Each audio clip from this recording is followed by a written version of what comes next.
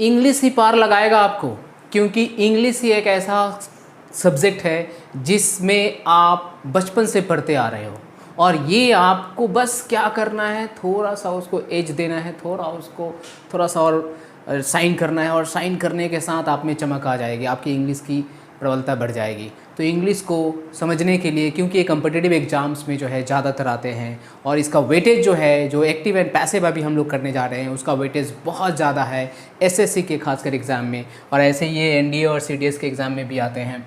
तो इसको हम लोग समझते हैं। अभी हमने ये 21st क्वेश्चन से कर रहे हैं, क्योंकि इसके पहले 10 क्वेश्चन का 2 सेट जो है ऑलरेडी हम लोग वीडियो अपलोड कर दिया है, आप उसको भी जाकर देख लेना। आते हैं नेक्स्ट क्वेश्चन, और जो क्वेश्चंस लिया गया है उसको सेलेक्टिव क्वेश्चन लिया गया है, तो आपको उस क्वेश्चन में आपको कुछ ना कुछ एक नया सीखने को मिले। तो आते हैं दिस क्वेश्चन में। ये क्वेश्चन हमारा है, we all know that there is only one God. तो फिर इसमें हमें क्या करना है, एक्टिव पैसिव ढूंढना है। हमने आपको बता रखा है कि एक्टिव और पैसिव को कैसे फाइंड आउट करते हैं। तो ये हमारा जो है वर्ब का फर्स्ट फॉर्म है। जैसे ही वर्ब का फर्स्ट फॉर्म आता है वो क्या होता है, एक्टिव वॉइस होता है, क्योंकि हम जानते हैं कि पैसिव वॉइस में जो है ऑलवेज और ऑलवेज क्या होता है, वर्ब का थर्ड फॉर्म यूज़ होता है। तो पैसिव वॉइस तो है नहीं, तो एक्टिव वॉइस है, तो पैसिव करना होगा। तो अब एक वर्ब ये है that there is only one God, there is होगा यहाँ पर, there is only one God. तो अभी क्या है कि एक तो क्लॉज ये है that there is only one God, और इसमें कोई भी वर्ब जो है वो ट्रांजिटिव वर्ब नहीं है, और इस जो है वो फैक्ट को बता रहा है, कोई एक्शन वर्ड नहीं है, सिर्फ हमारा वर्ब जो है ये है, तो इसका चेंज ऑफ वॉइस होगा। तो अभी सिंपल प्रेजेंट टेंस में हम लोग क्या करते हैं, इज़, आर और एम के साथ क्या यूज़ हो जाता है, वर्ब का थर्ड फॉर्म। तो देखते हैं किस आंसर में वो चीज़ है। सो यहाँ वी ऑल नो दैट, तो वी आर ऑल नोन। तो इसमें सब्जेक्ट जो था, हम लोग ऐसे क्या जानते हैं कि सब्जेक्ट को हम लोग ऑब्जेक्ट बना देते हैं, यहाँ पर वो किया नहीं, तो ये पहले ही गलत हो गया, क्योंकि मीनिंग वो प्रोवाइड नहीं कर पाएगा। अब आते हैं it is known to all. जब भी नो आता है, नो आने के साथ ही जो है टू आ जाता है, ये हमें याद रखना है। मैं आपको और एक चीज़ दिखाना चाहता हूँ, मैं आपको अपने बोर्ड पर लेकर चलता हूँ। वहाँ देखिए, अब ये जो क्वेश्चन है, नो था यहाँ पर, तो नो रहने से क्या होगा, हमारा नो रहने से जो चेंज ऑफ वॉइस में जो बाई के जगह पर जो प्रेपोजिशन आएगा, बाई नहीं आकर इस सब के जगह पर क्या आता है, बाई आता है। तो अब हमें बाई नहीं लेना है, क्यों, क्योंकि हमारा वर्ब क्या आ गया, नो आ गया, नो आने से ही हमें टू लेना है। तो ये आपको जो लिस्ट दिया है, कौन सा ऐसा वर्ब है जिसके साथ कौन सा ऐसा प्रेपोजिशन है जो रिप्लेस करेगा बाई को। तो यहाँ पर आपको टेक्निकली यही याद रखना है कि अभी हमें बाई यूज़ नहीं करना है, उसके जगह पर कोई एक दूसरा प्रेपोजिशन यूज़ करना है जो हमें जानना है। तो ये 3 अगर वर्ब है तो हमारा टू यूज़ होगा। कौन कौन सा, एक नो है, एक मैरी है, एक ऑब्लाइज है। तो इस तरह से 3 वर्ब के लिए हम लोग टू यूज़ करेंगे। नेक्स्ट जो पार्ट है वो इंटरेस्ट है, कंसिस्ट है, ऑब्जर्व है और कंटेन है। तो इसके लिए हम लोग क्या यूज़ करेंगे, इन यूज़ करेंगे बाई के जगह पर पैसिव में। अब फिर क्या है next part, cover, please, disgust, charm, feel, इनके साथ क्या यूज़ करना है, विद को यूज़ करना है। और ये जो सारा आपको वर्ब दिख रहा है, इसके लिए एड यूज़ करते हैं, जिसमें surprise, annoy, shock, alarm, disappoint, displease, distressed, astonished, laugh, ये सब अपने साथ ऐड को रखता है, और चेंज ऑफ वॉइस में भी रखेगा। ये आपको कहाँ पर काम आएगा, ये आपको फिक्स प्रेपोजिशन में भी काम आएगा, जब ये आपको फाइंड एरर के लिए कुछ दिया रहेगा तो। सो अब आते हैं हमारे क्वेश्चन में। जो पहला क्वेश्चन था वो यहाँ पर हमने यही देखा था कि ये क्या है, नो है, तो नो आने के साथ टू आएगा, तो यहाँ पर वो टू आया हुआ है, तो हमारा ये पार्ट सही है। और ये सिंपल प्रेजेंट टेंस है, वर्ब के फर्स्ट फॉर्म के साथ क्या आएगा, नोन आएगा, तो ये आया हुआ है। और यहाँ पर that there is only one God, तो ये सही है, ये हमारा गलत है। नेक्स्ट में आता है वी हैव दे दिया है, तो हैव तो सिंपल प्रेजेंट टेंस में पैसिव वॉइस में आता नहीं है, तो ये ऑटोमेटिक क्या हो गया, गलत हो गया। Only one God is known by all, तो नोन बाई दे दिया, यहाँ पर बाई देना भी गलत हो गया। और इस तरह से ये हमारा आंसर क्या हो गया, answer number 2 is the most correct one. अब आते हैं नेक्स्ट क्वेश्चन में। नेक्स्ट क्वेश्चन जो है हमारा, ओके, नेक्स्ट क्वेश्चन है वी ऑल नो, ये तो हो गया 21 हो गया। अब आते हैं next question, that is don't laugh at me. So don't laugh at me जब कभी भी वर्ब के फर्स्ट फॉर्म से शुरू होगा तो वो इम्परेटिव पैसिव होता है। ये कौन सा पैसिव होता है, इम्परेटिव पैसिव होता है, ठीक है। या फिर डोंट से स्टार्ट हो और फाइनली क्या हो, फुल स्टॉप हो, तो वो भी इम्परेटिव पैसिव होता है दोनों। या फिर प्लीज़ से स्टार्ट हो तब भी, ठीक है, तब भी इम्परेटिव पैसिव होता है। तो जब कभी भी डोंट से स्टार्ट है तो यहाँ पर लेट से स्टार्ट हो सकता है, ठीक है, एडवाइस ऑर्डर भी हो सकता है। तो हमें लेट का ज़्यादा यहाँ कहाँ नहीं दिख रहा है। आई एम लाफ्ड एट तो होगा नहीं, ठीक है, क्योंकि ये सिंपल प्रेजेंट टेंस में इसको नहीं लेते हैं। जब कभी भी वर्ब का फर्स्ट फॉर्म से स्टार्ट होता है तो इसका हो जाता है लेट लेते हैं, सब्जेक्ट लेते हैं, बी लेते हैं और वर्ब का थर्ड फॉर्म लेते हैं। ये हमारा पैसिव वॉइस में आता है। तो इस तरह से हमको ये देखना है। तो डोंट लाफ एट मी का क्या होगा, let me be laughed at. तो यहाँ तो नहीं कहने के लिए कह रहा है, तो ये गलत हो गया। Let me be not laughed at, तो अभी लाफ्ड एट ये भी फिक्स प्रीपोजिशन है तो यहाँ आया है, ये तो होगा नहीं। Let me be not laughed और एट को छोड़ दिया ये, तो ये गलत हो गया। नंबर 2 आंसर जो है हमारा सही है, ठीक है। आते हैं नेक्स्ट क्वेश्चन में, that is I saw him living his house. अब ये क्वेश्चन जो है आप देखो यहाँ पर आईएनजी फॉर्म यूज़ हुआ है। तो जब कभी भी आईएनजी फॉर्म यूज़ होगा, देखो कोई भी वर्ब के फर्स्ट फॉर्म में आईएनजी है तो ये वर्ब तभी तक होगा जब इसके पहले बी वर्ब होगा। अगर बी वर्ब नहीं है तो वो वर्ब का काम नहीं करेगा, कुछ और होगा, ठीक है ना। कुछ और कहने का मतलब वो प्रेजेंट पार्टिसिपल होगा या फिर जरंड होगा। तो इसके पहले बी वर्ब नहीं है, ठीक है। तो ये हमारा लिविंग जो है, लिविंग हमारा बी वर्ब नहीं है, यहाँ जरंड है, मतलब ये जरंडियल पैसिव है। तो इसको कैसे करते हैं, जैसे ये क्वेश्चन देखो, तो इसको करते कैसे, जेरंड पैसिव देखो क्या होता है। जेरंड पैसिव में एक सब्जेक्ट होगा, ठीक है, इसके बाद जेरंड होगा, इसके बाद ऑब्जेक्ट होगा। सब्जेक्ट ऑब्जेक्ट चेंज कर देंगे और पैसिव में हम लोग बीइंग ला देंगे। पैसिव में क्या लाना है, बीइंग लाना है, बस इतना याद रखना है। अब आप क्वेश्चन में आओ। क्वेश्चन में कह रहा है कि I saw him living the house. अब ये क्वेश्चन है हमारे पास। तो अब एग्जामिनर क्या कर सकता है, हो सकता है इसी को चेंज करे और उसको चेंज ना करे, और हो सकता है जेरेंडियल पैसिव में चेंज करे। तो अब आपको देखना है कि क्या चेंजेस हुआ है, ठीक है। तो एक ये हो सकता है कि आप देखो जेरेंड हमारा क्या है, ये है, जेरेंड हमारा ये है। तो इस जेरेंडियल जो ऐसे जेरेंड भव का भी काम कर सकता है, भव जैसा दिखता है लेकिन होता नाउन है। तो इसका जो लिविंग का जो सब्जेक्ट है यहाँ पर क्या है, हिम है, और क्या लीव कर रहा है, होम को। तो इस तरह से क्या हो सकता है, इस तरह से इसको यहाँ पर ले आएंगे, ऑब्जेक्ट को यहाँ ले आएंगे और इसको यहाँ ले जाएंगे और बीच में क्या ला देंगे, बीइंग ला देंगे। तो देखो क्या हो सकता है इसका एक answer, I saw the house being left by him. एक ये हो सकता है, और ये एक ये हो सकता है, और ऐसा नहीं भी हो सकता है, ठीक है, जैसा कि आपका क्वेश्चन में सिर्फ इतने में चेंज करेगा। तो अब देख लेते हैं कि कैसा हमारे पास दिया हुआ है, जो प्रोविजन है 4 उसको देख लेते हैं। तो लिविंग आ गया पहले ही, अगर इसको चेंज करता क्योंकि सिंपल पास्ट टेंस है तो लिविंग नहीं आता, वॉज वेयर के साथ वर्ब थर्ड आता, तो ऐसे ही ये गलत हो गया। ही वॉज सीन, तो देखो सॉ को जो है सीन किया है, हिम को ही किया है, आई को मी किया है, तो इट्स ओके, और लिविंग द हाउस को एज इट इज़ रहने दिया है, तो ये हमारा सही है, ठीक है। और आगे आते हैं, तो हैड बीन सीन दे दिया है, पास्ट परफेक्ट में लेकर चला गया है तो गलत है। Was seen to be living है, ये भी गलत है। तो अगर इस तरह से दिया रहता तो आंसर होगा, यहाँ पर ऐसे दिया है, किसको चेंज किया है, सॉ को चेंज किया है और इसको एज इट इज़ छोड़ दिया है। तो हमें देखना है कि जेरेंडियल पैसिव जब आएगा तो हमारे पास 2 ऑप्शन रहेगा, उन दोनों ऑप्शन को एक क्लैरिफाई करके देख लेंगे कि कैसा ऑप्शन दिया हुआ है, उसके अकॉर्डिंगली हमारा चेंजेस होता है।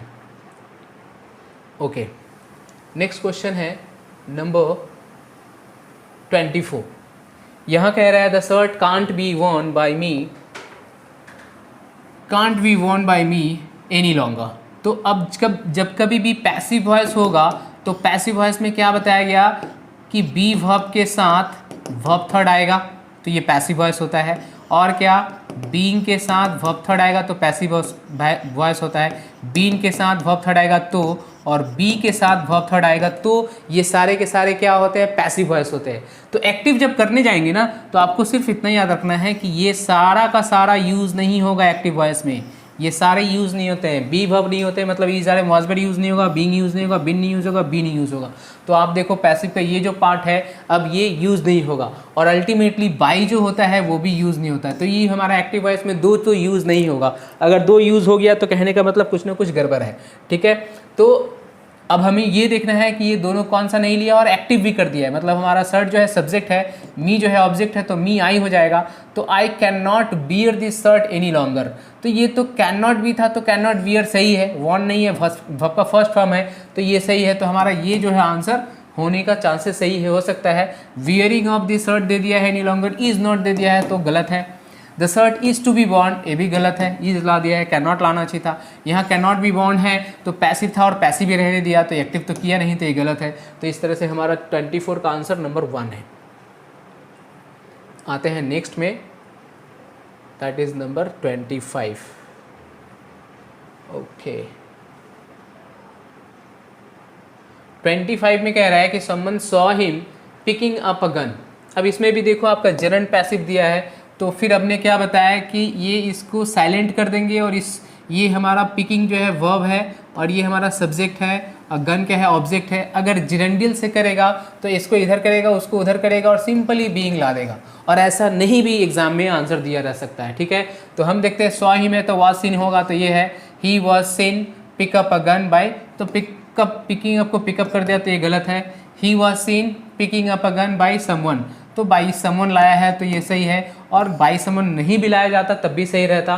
तो और एक देख लेते हैं, वेन आ गया, ही was scene when he was picking up, तो इसमें वेन नहीं आएगा, ये कॉम्प्लेक्स में ला दिया है सेंटेंस को, जबकि कॉम्प्लेक्स हमारा है नहीं। ही was scene by someone pickup, तो ये भी आंसर क्या है, गलत है, by someone pick up a gun, तो ये इसके वजह से ये गलत है।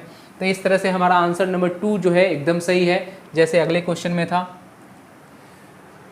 आते हैं नेक्स्ट में, 26 में कह रहा है कि he was obliged to resign. अब इसमें क्या है कि ऑब्लाइज के बाद हमेशा टू आता है, तो ये फिक्स प्रिपरेशन इसके साथ ही रहेगा। अब यहाँ पर पैसिव में ऑलरेडी है, वॉज के साथ क्या है, वर्ब का थर्ड फॉर्म है, तो वॉज के साथ वर्ब का थर्ड फॉर्म है, मतलब बी वर्ब के साथ वर्ब का थर्ड फॉर्म है, तो वॉज अब आंसर में नहीं आएगा। अब ये जो वर्ब का थर्ड फॉर्म है वो सेकंड फॉर्म में आ जाए, क्योंकि ईडी है तो ईडी ही रहेगा। तो he was made to resign, ये तो पैसिव में दे दिया गया है, गलत है। To resign was his obligation, ये भी गलत है। Circumstances obliged him to resign, ये सही लग रहा है। ऑब्लाइज्ड को ऑब्लाइज्ड किया, सब्जेक्ट ही जो था उसको ऑब्जेक्ट में लेकर आया, तो सही है। कैसे, सर्कमस्टांसेस के, रेजिग्नेशन ऑब्लाइज्ड हिम, तो ये भी गलत है। तो हमारा थर्ड वाला आंसर जो है, तो अब हमें देखना है कि सर्कमस्टांसेस कहाँ से आया। तो यहाँ तो बाई करके कुछ नहीं दिया है ना, तो बाई करके एग्जामिनर क्या मान लिया है कि कुछ न कुछ किसी न किसी की वजह से, तो वजह क्या है, सर्कमस्टांसेस, परिस्थितियाँ, उसको बाध्य कर दिया है। तो आंसर नंबर हमारा 3 जो है करेक्ट है। नेक्स्ट में आते हैं 27 में। 27 कह रहा है why did you not agree to my proposal. Interrogative sentence है। इंट्रोगेटिव में क्या बताया गया है कि ये जो डिड है, अब डिड नहीं आएगा, इसके जगह पर वॉज और वॉर आएगा, क्योंकि ये पैसिव वॉइस है, राइट। तो अब देखते हैं, वॉज ये गलत हो गया, यहीं पर वॉज ये सही है। अब देखते हैं my proposal not agreed to, why was my proposal not agreed to, you नहीं लिया यहाँ पर, ठीक है। Why was my proposal not agreed, और यहाँ देखो एग्री के बाद टू है, तो ये एग्री टू नहीं लिया, यहाँ लिया था या नहीं लिया, तो इसके वजह से थोड़ा सा डाउट में रखते हैं इसको। Y was my proposal not agreed two by you, तो ये सही जा रहा है, क्योंकि यहाँ टू नहीं लिया, ये दोनों एक ही है, बस टू का खेल है, तो यहाँ टू ले लिया है, जिसकी वजह से आंसर सही हो गया। Come to next.